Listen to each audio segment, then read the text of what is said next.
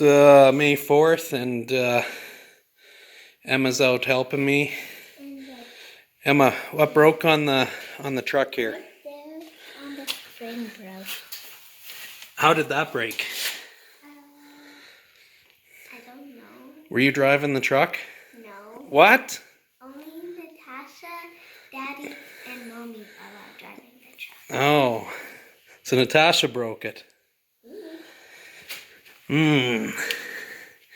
Anyways, the daughters wanted to drive the truck, and now we have a broken spring. I'm pretty sure it was when we were pulling the post pounder back down the gravel road.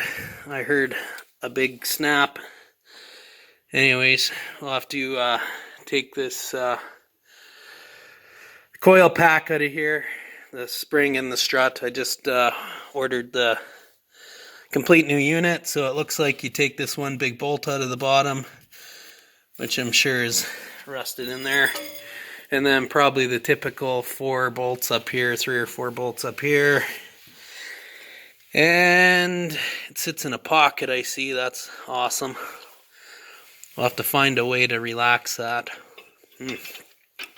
Might end up having to drop this ball joint down, which may let this A-arm, whatever they're called, drop. So, see where we get in a minute.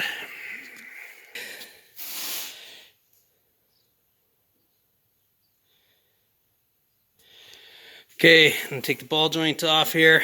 Got the nut loose. Give it a nice little tap. Up she comes. You can also hit the side of this till you're blue in the face, where you can wind the nut down flush with the bottom and tap it up once. Okay, let's put jack underneath the control arm there. Took the nuts off of these 2 studs, left this one on, and then slowly let that jack down. If you don't know what a broken spring is going to do, they're pretty much man killers, so it should be fine. It probably is just going to drop with gravity, but you never know. Okay, going to use the 3/4 drive socket. So I had to go grab them from the tool shed. So I usually use them on the tractor, the Polaris tractor in particular.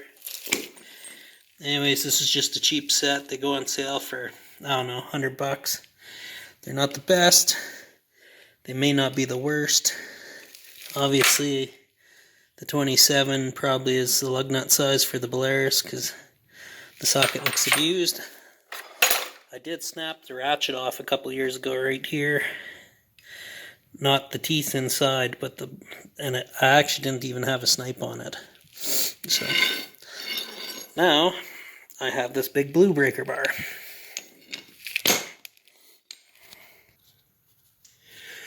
Typical farmer fashion. Got the crescent wrench in here, so I took the ball joint out earlier. This is 27, I believe.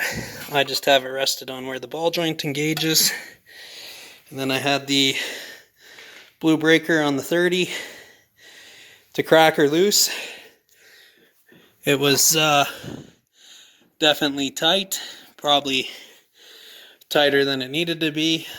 I've heard that they're about 350 pounds. I didn't look it up. No idea.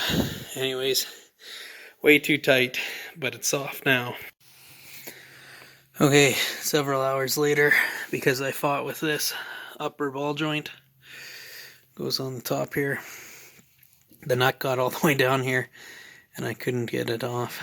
So, anyways, several hours later, I took a grinder and hit it.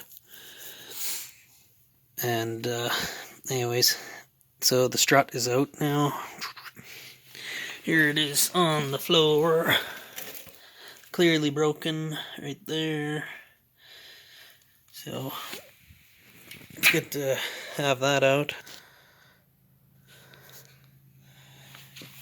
So $580 later, there's 2 of these complete strut assemblies.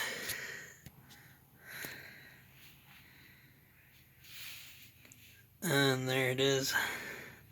I'm sure the other one looks the same. It's still in the box. So that's a Monroe quick strut, or whatever they're called when it's the coil and the shock all in one. So anyways, start putting this back together. Okay, got the new quick strut in there. So the tower is here. It's got the 3 bolts. It's pretty self-explanatory. 1 stud is forward, 2 studs are back. This is a big bolt, 27 mil, 30 mil nut, 350 pounds, I believe, is the torque. So I used the little bottle jack, 2-ton bottle jack, to raise that up once I had it back in there. You just kind of pry it up over this lip with a bar, and I beat it in there a little bit with a hammer. It kept grabbing this ridge.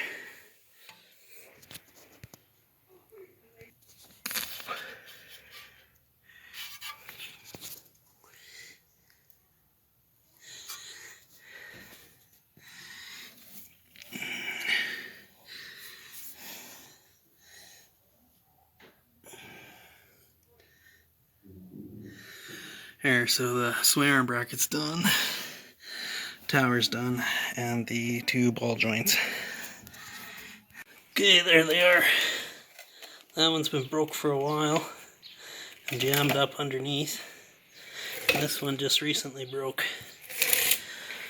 But there's both of them. So that took me 1 hour to do the passenger side, and it took me about 3 hours to do the driver's side. But the one ball joint nut got stuck, and then I tried to use a wrench on the bottom of the stud. They come with a little hex on them. And it stripped, so then I put a pair of vice grips on it, and that stripped it. So then I had to use the grinder and literally cut it off carefully. So anyways, it took a little bit longer.